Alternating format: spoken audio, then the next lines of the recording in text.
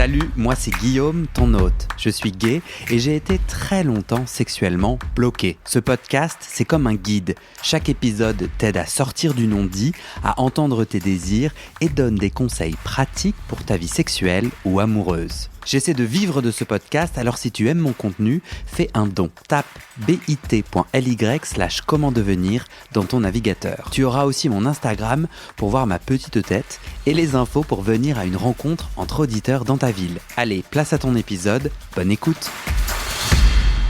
Wap hop hop. Pour les Parisiens, la prochaine rencontre et enregistrement en live à Paris, c'est le samedi 23 mars après-midi. Va sur le site du podcast pour prendre ta place, bit.ly/comment devenir. Bonne écoute. Tu peux me redire un truc ? Eh bien, écoute, voilà, nous sommes lundi. Voilà, On est lundi. Lundi, 14h30, et on commence un podcast de ta série. Parce que tu en as fait beaucoup, apparemment. Exactement. C'est quand j'ai compris que tu en avais fait autant, je me dis, ah oui, mais en fait, il sait très bien ce qu'il fait. Parce que c'est vrai que j'ai eu un petit doute hier après notre conversation. Ouais. Je me suis dit, mais quel intérêt, mon histoire, en fait ? Après, je me dis, j'ai écouté le podcast, et puis je me suis dit, c'est lui qui sait. C'est lui. Son histoire, c'est ton histoire aussi à toi, ce que tu construis. Et du coup, je me suis dit, s'il estime que ça a sa place au sein de tout son travail, ok. Tu m'as fait confiance. Ok, oui, tout à fait. J'en suis honoré. Je te lis une petite intro. Oui. Puis tu me dis ce que tu en penses. Ouais. Bon, Pascal, bienvenue chez moi. Bonjour. Je suis content. Pascal, tu as 56 ans. Il y a 17 ans, tu achètes une petite chambre de bonne à Paris. Dans cette chambre, tu découvres une boîte, et dans cette boîte, tu découvres un document. Une sorte de manuel de survie pour les gays des années 60. Tu te dis qu'il a dû appartenir à un ancien locataire, et tu le ranges dans un placard. Mais ce document est historique. C'est 36 pages qui décrivent comment un homme qui aime un autre homme peut être arrêté, mis en prison ou harcelé en France, par la police, la justice, ses amis, ses voisins. Ce document, c'est un manuel de survie, comme je l'ai appelé. Il est partagé sous le manteau entre gays pour mieux échapper à cette répression. Toi, Pascal, tu gardes ce manuel précieusement dans un placard pendant 17 ans. Et il y a quelques semaines, tu vois une de mes publications sur Instagram et tu décides de sortir ce manuel de son placard et de me l'envoyer. Alors tu vois, moi, Pascal, je suis un passeur d'histoire, un ouvreur de voix, un résonateur d'intime pour libérer, et direct, quand on a discuté, mon radar s'est allumé. Je sentais que c'était pas par hasard si tu m'avais envoyé ce document à moi. Et au fil de nos échanges, je comprends que le manuel n'était pas seul dans ce placard. C'est toute une partie intime de toi que tu as gardée secrète et qui impacte profondément ton chemin intime, amoureux et sexuel. Avec ce manuel, c'est aussi ce secret que tu sors du placard. Tout a commencé l'année dernière, une conversation... Tu peux pas te mettre à pleurer immédiatement. Enfin, si tu peux, excuse-moi. Ça t'émeut ? Ouais. Oui. T'es à l'aise que je termine l'intro ? Oui, termine. Il faut pas... Mes larmes, il faut pas être intimidé par ça, ça sort comme ça sort. Hein, ouais, tout, hein, bien sûr. Tu surfes dessus. Bien je t'autorise à surfer dessus. Bien sûr.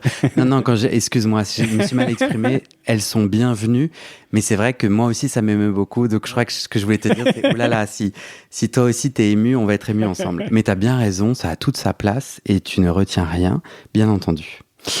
Mais je crois que moi-même, quand j'ai préparé cette intro, je me suis mis à pleurer, et je me suis dit, oulala, comment je fais pour être disponible à cet échange et faire mon métier, et à la fois faire de la place à cette émotion, tu vois. Je sais absolument pas où j'en étais, donc je vais reprendre. Avec ce manuel, c'est aussi ce secret que tu sors du placard. Pascal, tout a commencé l'année dernière, une conversation sur Grindr, créé un premier déclic puissant pour toi. Tu m'as parlé d'une explosion dans ma tête.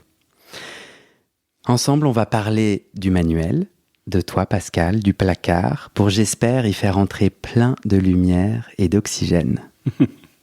Ça te va, cette intro ? C'est parfait. C'est très beau. C'est très beau, même. Hein. J'étais surpris, en fait, que tu fasses le lien.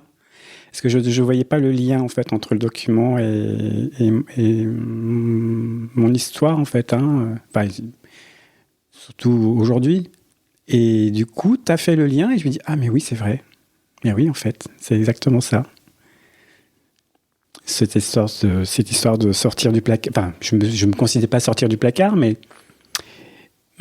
c'est une partie très, très, très intime que je livre, en fait, un petit peu, quand même. C'est pas facile, mais bon, voilà. Je vais essayer. Est-ce que ça te va qu'on commence déjà par le manuel, ouais. avant après de rebondir sur ton histoire? Bien sûr, mais c'est le point de départ quand même, le manuel. Ouais. Donc, ouais, moi j'adore ces dominos, ces jeux de dominos. Oui, ouais.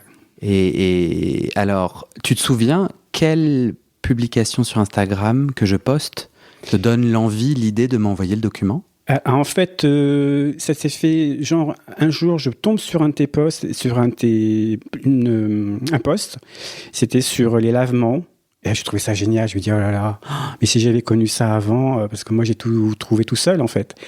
Et 2 jours plus tard, tu publies sur l'histoire d'un oncle, de ta propre histoire, en fait. Hein, et puis, vous, est-ce que vous avez d'autres histoires personnelles à raconter? Et tout de suite, je pense à ce livret, en fait, à ce document. Mais tout de suite, hein, c'était vraiment... c'était de l'histoire.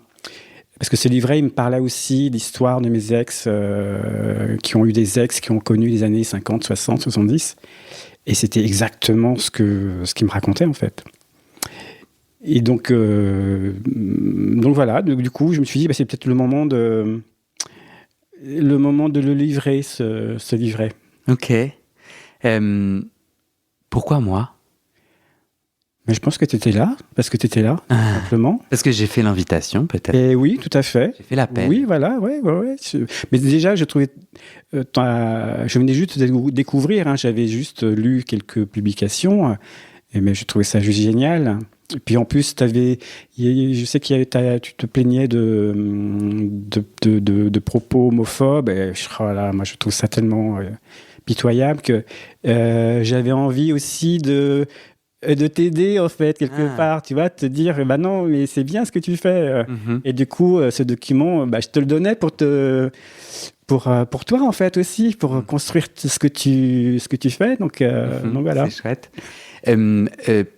Tu l'avais sorti, tu l'avais envoyé, ce document, avant à d'autres pendant 17 ans? Non. Je l'ai montré à personne. J'ai juste 2 amis à qui j'en ai parlé au tout début, que j'ai eu le studio. Où était la boîte dans laquelle il y avait ce document? Alors, dans cette chambre de bonne, elle semblait être inhabitée depuis les années 70, en fait. Il y avait un fouillis, il y avait des bibelots qui traînaient, il y avait des petites étagères, il y avait une petite armoire dans laquelle il y avait des vêtements. Et en bas de cette armoire, il y a cette boîte. Non, c'était pas une boîte, mais si, il y avait une boîte genre à l'ancienne de chemises. On mettait les chemises dans les boîtes avant. Et puis par-dessus, il y avait des papiers, des lettres, des brouillons de lettres, et puis ce manuscrit.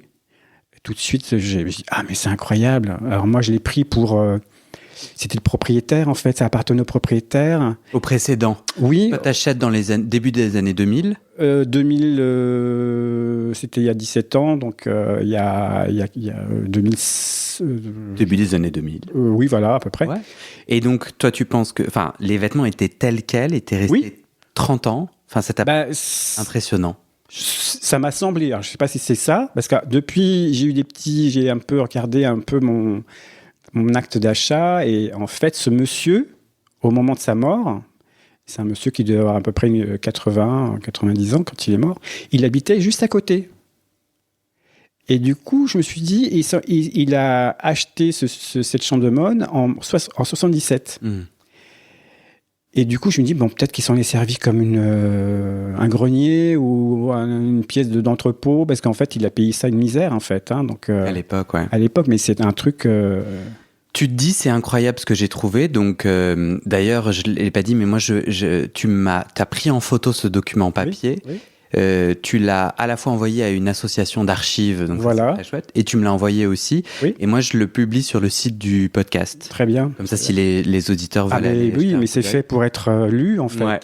Et du coup, c'est dans le menu détail comment la répression se faisait, peut se faire. Voilà. pour que si tu en es la victime, tu puisses réagir. Et aussi si tu peux l'éviter, tu l'évites, quoi. Voilà, pour éviter, en tout cas, de savoir ce que l'on fait est répréhensible et de quelle manière et comment l'éviter. En tout cas, de savoir que ce que l'on fait, ça peut être répréhensible. Ouais.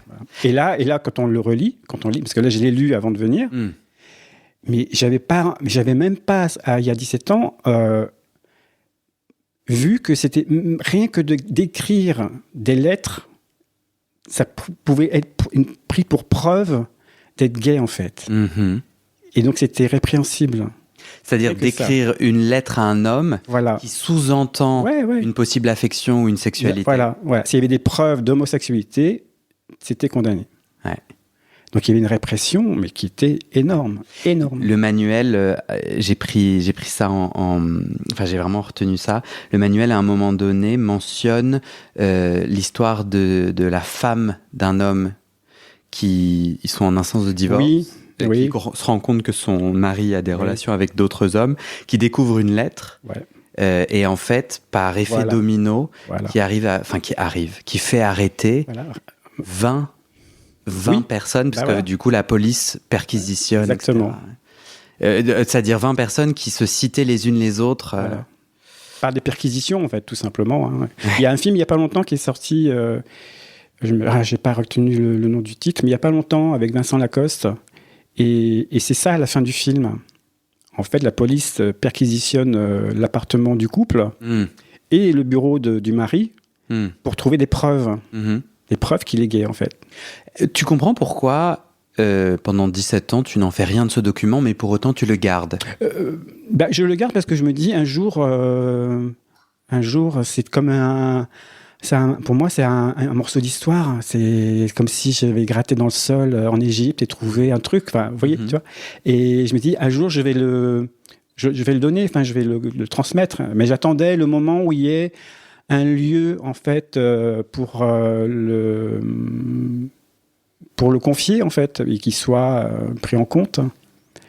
Et je l'avais un peu oublié, c'est vrai. Et c'est toi, en fait, qui me l'a... D'un seul coup, j'y ai repensé. Et je me suis dit, voilà, c'est peut-être le moment. Et tu as décidé que ça l'était. Ouais. Est-ce que tu as d'autres choses à dire sur le manuel, où on passe à ton histoire à toi, des choses que tu retiens ou des choses qui ont résonné pour toi à sa... Ça a résonné parce que dans le sens où ça confirmait ce que mon ex m'avait raconté, qui lui-même avait un ex qui avait... Enfin, j'ai un ex qui a 9 ans plus que moi, et lui a un ex qui a 15 ans plus que lui. Donc ça veut dire que c'est quelqu'un qui est de la génération 50, 60, 70, et c'est quelqu'un qui avait des bars de nuit dans Paris. Ah. Et qui a connu exactement ça, la répression, les garçons qui dansent ensemble, il y avait des descentes de flics, je me permets d'identité. Je me permets de t'interrompre, le manuel m'apprend que dans les années 60, par décret, la danse entre deux hommes est interdite dans plusieurs départements, dont celui de Paris, du Rhône, etc. Et voilà, la danse entre deux hommes. Oui, mais voilà, c'est même pas un acte sexuel, en fait. Hein. Non, c'est juste danser ensemble. Mais c'est fou, quand même, de penser à ça. Et c'est ce que, c'est ce que j'ai entendu. Donc ça correspondait vraiment à ce que j'avais entendu, ce que je lisais. Et en plus, et moi, enfant des années 80, alors on n'est plus dans... enfant des années 80. Je suis né... Non, mais je suis un ado des années 80. Un ado, je suis né en 86. Oui. Non, mais je suis un ado des années 80. Donc, si tu veux, mon éveil sexuel est déjà là, commence à être là, et je commence à comprendre. Et puis mes débuts dans la vie sexuelle, forcément, moi j'ai des boyfriends qui sont plus âgés que moi, donc j'entends des choses. Et je sais que, en fait, finalement, la chasse aux gays est devenue la chasse à l'attentat à la pudeur, en fait, finalement. C'est transformé en attentat à la pudeur. On dit plus gay, mais on dit attentat à la pudeur. C'est ça. C'est qu'au final, d'ailleurs, le juriste, parce que j'essaie d'avoir un historien sur le podcast qui peut un peu nous raconter les tenants et les aboutissants. Parce que ce que je trouve puissant dans ce manuel, c'est qu'il décrit un passé qui est encore actif aujourd'hui, Mais oui. qui explique beaucoup. Mais oui. Bon, ça, c'est un autre sujet, mais ce que je voulais te dire, c'est ce n'est pas un délit. L'homosexualité à l'époque n'est pas un délit, mais la police et la justice utilisent l'outrage public à la pudeur, si je dis bien. Attentat à la pudeur. Attentat, mais il y a outrage dans le manuel. Ah, dans le manuel, C'est-à-dire peut-être, que, oui. Et par exemple, aller et venir dans des toilettes publiques est une preuve pour t'arrêter à ce fameux outrage à la pudeur. Donc tu es habillé, tu fais des allers-retours pour aller aux toilettes. Et la police peut considérer ça. Exactement. Donc l'attentat à la pudeur devient un truc un peu extensible que tu utilises. Exactement. Et il a été perduré, cet attentat à la pudeur, dans les années 80, même 90. Parce que moi, j'ai connu des potes qui se sont fait arrêter sur des lieux publics, Sille, Bois de Boulogne, Bois de Vincennes, etc., où il y avait des flics qui étaient là des flics en civil, qui étaient là pour arrêter le flagrant délit d'attentat à la pudeur. Et que même les employeurs, et la police, ou je ne sais pas qui dans le système, prévenaient les employeurs de l'attentat à la pudeur et de la nature de l'attentat à la pudeur, même dans les années 90. Ce qui était hier, quand même. Et moi, là où je vois que c'est aujourd'hui, c'est par exemple dans un documentaire de Mediapart sur les guet-apens homophobes. Oui. En 2022, tu as un guet-apens homophobe tous les 3 jours, c'est-à-dire un homosexuel qui est manipulé grâce aux apps, notamment par une personne qui va l'attirer quelque part et le passer à tabac, le violenter ou autre. Ça, c'est donc les chiffres 2022, une double enquête de Tétu et de Mediapart. Et une des choses que les enquêtes montrent, c'est que l'accueil par la police est très compliqué. C'est-à-dire que les victimes ont du mal à aller à la police parce qu'elles ont cette crainte d'une police homophobe. Et c'est le cas, il y a eu plusieurs témoignages à Paris, notamment dans le commissariat du Marais, où tu dis quand même que... où en fait, il y a pas mal de victimes qui ont été mal accueillies et un harcèlement de la police qui existe encore aujourd'hui dans des lieux de cruising à Paris. Des policiers qui viennent emmerder, par exemple aux Tuileries, qui est un espace de rencontre et de cruising connu, tu vois. Aujourd'hui, 2024. C'est quoi le pont que tu fais ou que tu as envie de faire entre le manuel et ton histoire ? Moi, je t'ai proposé...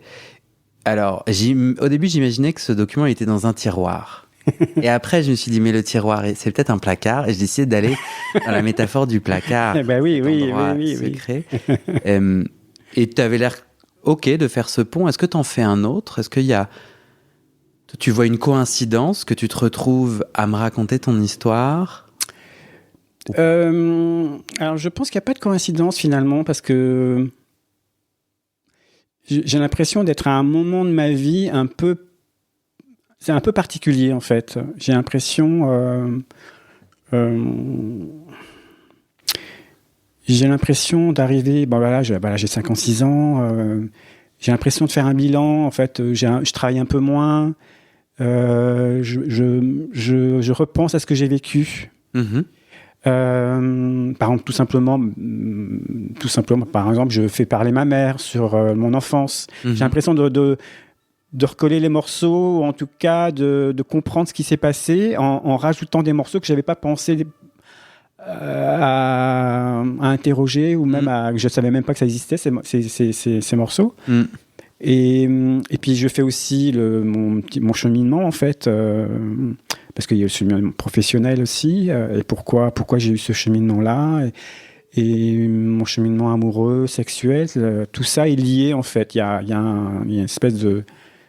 J'y vois une traversée, en fait, jusqu'à aujourd'hui. Et voilà, je pense que je suis arrivé à un moment de ma vie où j'ai peut-être besoin de comprendre ce qui s'est passé. Et ce qui s'est passé, et finalement, ce que je suis aujourd'hui, en fait, finalement. Comment ce que je suis aujourd'hui, mes aspirations d'aujourd'hui, les aspirations. Parce que je suis en questionnement, finalement, aujourd'hui. Je sais pas. J'ai l'impression d'être à une porte et je sais pas s'il faut que je la traverse ou pas. Ce serait quoi cette porte ? En fait, est-ce que tu serais à l'aise de dire ce secret de façon frontale ? Est-ce que tu veux qu'on tourne autour ? Je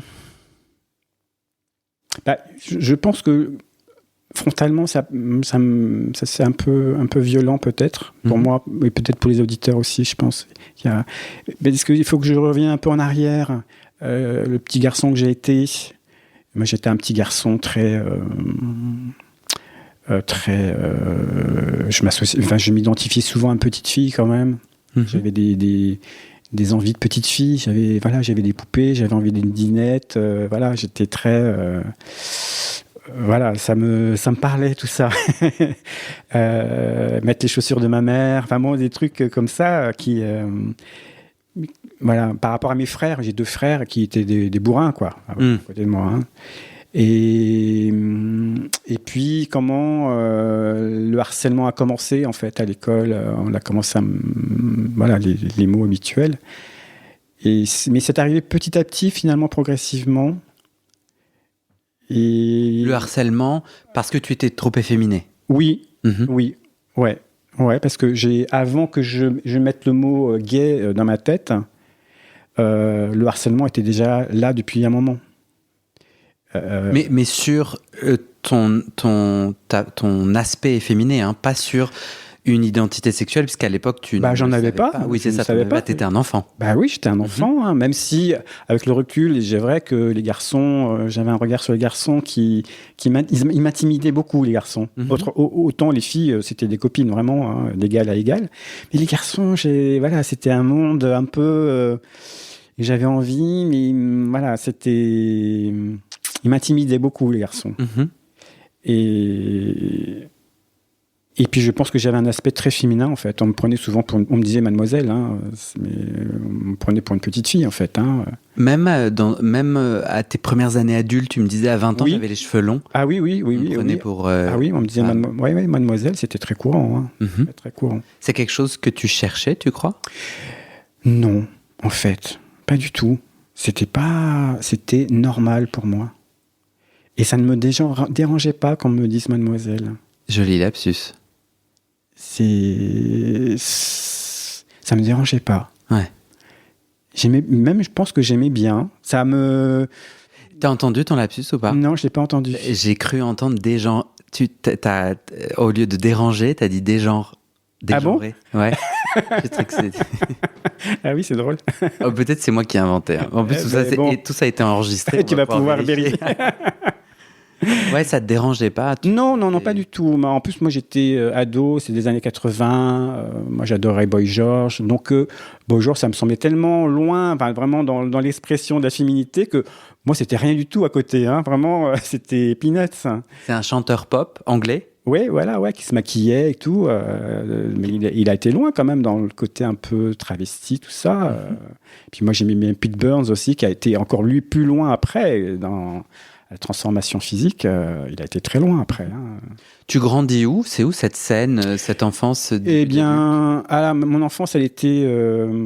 j'ai un père militaire. Donc, région parisienne, Reims, l'Afrique. 2 ans au Tchad. Mon père, il décède quand j'ai 10 ans. Donc, retour dans la région de mes parents, donc en Bretagne, jusqu'à mes 19 ans, où à 19 ans, je vais à Paris. Voilà. Et depuis, j'ai pas quitté Paris. Et... Qu'est-ce qui se passe alors pour ce jeune adulte aux cheveux longs, qu'on appelle mademoiselle et que ça dérange pas? Tu t'en es éloigné ou ce garçon-là? Si tu continues ton histoire. Oui, cette histoire-là, pardon. Je suis un jeune adulte. Donc je suis un jeune adulte quand même très mal à l'aise, je me sens très renfermé sur moi-même. Le harcèlement scolaire au collège m'a énormément affecté, m'a énormément replié sur moi-même. J'ai un rapport aux autres très compliqué, un rapport à mon corps très compliqué. Je suis à la limite de l'autisme, tellement je suis muet. Je suis fermé aux autres totalement, mais vraiment, je me rends compte aujourd'hui à quel point c'était... Et à partir du moment où j'ai pas quitté la Bretagne puisque j'y retourne très régulièrement, mais à partir du moment où je sors de la province, où je sors de mon cercle familial, il y a un petit peu plus de confiance en moi qui commence à arriver.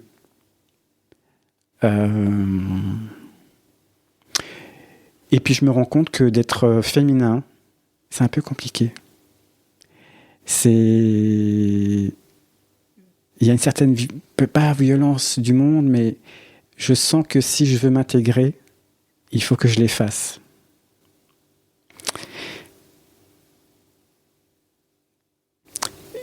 Et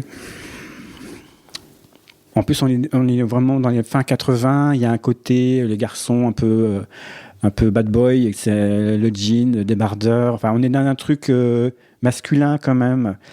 Et je me rends compte que si je veux séduire, en fait, si je veux être, il faut que je colle au code finalement. Et peut-être que j'ai fait l'erreur que font beaucoup de gays, c'est que j'ai voulu ressembler à ce que j'ai envie d'aimer. Et du coup, je me suis éloigné de ce garçon féminin. Alors même si je ne suis pas d'une grande virilité, mais en tout cas, j'ai effacé les cheveux longs. Ils sont devenus de plus en plus courts, très courts. Je suis allé jusqu'à porter des treillis. C'est quelque chose de très militaire. À un moment, ça ne se faisait pas trop, mais voilà, début 90. Il y a le mouvement grunge, début 90 aussi, où là, tous les vêtements étaient déchirés. Tout était en lambeaux. Donc, du coup, je me suis totalement éloigné de ce côté féminin, en fait. Pour être plus parmi les gens, en fait, finalement. Pour essayer de... Parce que je voulais compenser mon manque de... mon incapacité à dialoguer. C'était très très dur pour moi. Pour moi, j'ai l'impression que c'était un langage que je n'arrivais pas à comprendre. Dialoguer, c'était une angoisse terrible pour moi. Mais ça l'est encore, en fait. Si j'ai mis autant de temps à t'appeler, finalement, parce que j'ai mis un peu, tu m'as demandé à ce qu'on s'appelle, etc., mais j'ai mis du temps. Mais parce que j'étais angoissé à appeler quelqu'un que je ne connais pas et qui allait me demander de parler. En plus, à un micro, etc. Mais je ne voyais pas du tout le truc pour moi. Je me dis, non, c'est pas possible. Donc, ce garçon... Donc, voilà. J'ai envie qu'on fasse un saut dans le temps. Oui. Et qu'on arrive à aujourd'hui. Aujourd'hui, ouais. Il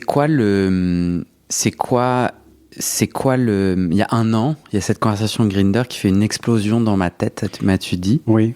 Est-ce que tu peux la raconter et comme ça on va pouvoir comprendre et après on parlera du chemin et tout, mais il s'est passé quoi il y a un an? Il y a un an, en fait, moi déjà, j'ai plus de relations sexuelles depuis à peu près une dizaine d'années. J'ai dit stop, j'avais plus envie. Et il y a un an, j'étais quand même sur Grindr. Quand même, j'aime bien regarder ce qui se passe, même si j'y participe pas, mais je regarde. Et souvent, quand on me contacte, je réponds même pas. Enfin, je fais la sourde oreille. Bon. Et puis là, il y a un mec je revenais du Brésil. J'ai passé 2 semaines à Rio. J'étais en pleine forme, j'étais bien. Et il y a un mec qui m'aborde sur Grindr. Bon, je réponds là cette fois-ci en me disant bon. Et puis très rapidement, il met le doigt sur les choses qui moi me plaisent en fait. Ce côté un peu féminin. Il me demande si je porte de la lingerie. Et d'un seul coup, ça me fait... il me dit des choses que j'ai envie d'entendre. J'ai envie d'un homme comme ça avec moi.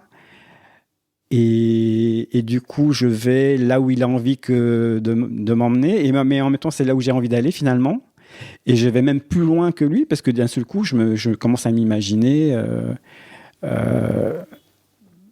j'ai même, à ce moment-là, je lui ai parlé que j'avais un trouble du genre. C'est la première fois de ma vie, non, c'était pas la première fois de ma vie, mais parce que 2 ans avant, je m'étais dit dans l'idée de prendre des hormones féminines, peut-être que, tiens, ça rééquilibrerait les choses, je me sentirais peut-être mieux.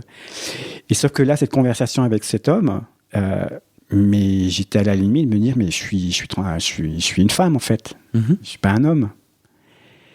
Et ça a été dans ma tête, mais un truc, mais c'était une explosion. Peut-être trop même, parce que je pense que ça l'a fait fuir. Il habitait à Londres, et ce qui fait que la proximité... On n'a pas pu se voir rapidement, ce qu'on aurait dû se voir très rapidement, en fait. Mais en fait, en tout cas, il a mis le doigt pile poil sur ce qui était latent depuis plusieurs années. Et sur lequel, toi, tu mettais pas de mots, c'est ça que je comprends ? Je mettais pas de mots, je me voyais pas, je me projetais pas dans ce mouvement-là, féminin. Lui, en t'exprimant son désir à cet endroit, à cette part féminine en toi, l'a validé quelque part, c'est ça ? Ah mais oui, complètement. Ben oui. T'avais besoin du regard de l'autre. Mais oui, voilà. Ouais. Je pense que c'était un truc que j'avais un peu de mal à me voir en femme. Oui, en fait, c'est de me voir en femme, enfin de me considérer en étant une femme. C'était déjà là depuis un moment, hein, mais là qu'un homme me dise clairement qu'il voulait que je sois sa femme. Mais c'est comme si toute ma vie, c'est ce que j'avais envie d'entendre, en fait. Mais vraiment, c'était ça que je voulais. Et alors, c'était surtout dans l'aspect sexuel, et finalement, c'était vraiment un chemin que j'avais envie d'embrasser avec lui, en fait. Lui est en visite à Paris ? Non. Lui te trouve sur Grindr à partir de Londres ? À partir de Londres, en sachant qu'il vient de temps en temps à Paris. Ok. Et en fait, il n'est pas libre. Voilà. Et il voulait trouver quelqu'un, il voulait trouver un amant exclusif sur Paris. Quand il vient à Paris. Voilà. Ok. Et c'était précis, sa demande était précise. Ça veut dire quoi ? En fait, il n'est pas libre, je ne comprends pas. Il a un mari à Londres. Ok. Voilà. Ok. Et on n'a plus son numéro ? Alors, on échangeait par WhatsApp, et puis ça a duré 3 semaines à peu près. Et puis, mais moi, je pense que je me suis peut-être un peu mis le curseur un peu trop haut. J'étais peut-être trop en demande, je pense. Parce qu'effectivement, j'étais impatient en fait de vivre quelque chose avec lui. En fait, j'avais l'impression au moins il fallait que je vive une nuit avec lui pour vivre ce qu'il me proposait en fait et ce que j'avais envie. Et c'était vraiment, il fallait que je le vive en vrai et pas juste être dans mon imagination dans laquelle j'ai une imagination très puissante qui voilà, je suis capable de les fantasmes, je sais ce que c'est. Mais là, pour le coup, je pense que c'était le moment où j'avais envie de passer à la réalité. Comment s'est passée la rupture de communication ? Eh bien, en fait, il s'est rien passé. C'est d'un seul coup. Lui n'a pas répondu. Il n'a pas répondu à un message. Et je me suis dit, je vais attendre qu'il réponde pour voir sa réaction. En fait, je vais le tester, en fait. Et il n'a jamais répondu. Ok. Et puis, au bout de 2 semaines, j'ai tout effacé. Tu as plus son numéro ? J'ai plus son numéro, j'ai plus rien. Alors, tu vas dire que le hasard est vraiment... Il est juste incroyable, le hasard. Cette nuit, j'ai un mec qui me fait un taps sur Grindr. Ouais, genre un coucou. Un like. Ouais, un like, ouais. C'est lui. Non, cette nuit ? Cette nuit. Mais quand j'ai vu ça ce matin, je me dis, mais non, mais c'est incroyable. Non, mais c'est incroyable. Alors, je ne sais pas. Parce qu'en fait, j'ai changé mon pseudo. Alors, je ne sais plus si ce sont les mêmes photos ou pas. Je ne sais pas si c'est que c'est moi. Pour l'instant, j'attends que... Ah là là là. Et je me dis, mais non, mais c'est juste incroyable. Et tu as des photos de ton visage sur ton... Non, Calendar ou pas? non. Donc, en fait, il ne sait pas que c'est toi. S'il n'y a pas de photo de visage, il n'y a aucun moyen. Si, parce que je pense que les photos qui sont sur mon profil, c'est des photos que j'ai faites pour lui. Donc, je me dis, c'est pas possible, il les a. Ou alors je me trompe, chronologiquement, je me trompe. Ah là là. Mais je suis sûr que ces photos-là, elles étaient faites pour lui. En tout cas, il y en a 2, je suis quasiment sûr. C'est la fin de notre première partie. Ok. On va continuer ça dans la deuxième partie. Ok. Je me dis, quand est-ce que je coupe? Eh ben, c'est maintenant. Okay. Si ça te va. Ok. Dans la suite, j'ai envie que, bien entendu, on discute de est-ce qu'on recontacte? Est-ce que tu veux le nommer, cette personne? Non, mais pas forcément de dévoiler son identité, mais le londonien. Voilà, je vais moi le nommer, le londonien. Le londonien qui est brésilien, en fait. Le brésiliano. Voilà, qui vit à Londres, en tout cas. Okay. Le brésilien. Voilà, le brésilien, parce que ça me fait rêver. Ah oui, puisque tu revenais du Brésil. Et oui, non, mais c'était ça, à l'époque, qui me... Et moi, j'adore les... En fait, il a le côté brésilien. Alors, c'est pas un bellâtre brésilien comme on peut l'imaginer. Non, c'est le côté brésilien, le latino, quoi. C'est le genre que j'aime. Un peu bourru, brun, la barbe. Enfin, bon, voilà. Et c'est... c'est ouf quand même. Cette nuit, c'est ouf.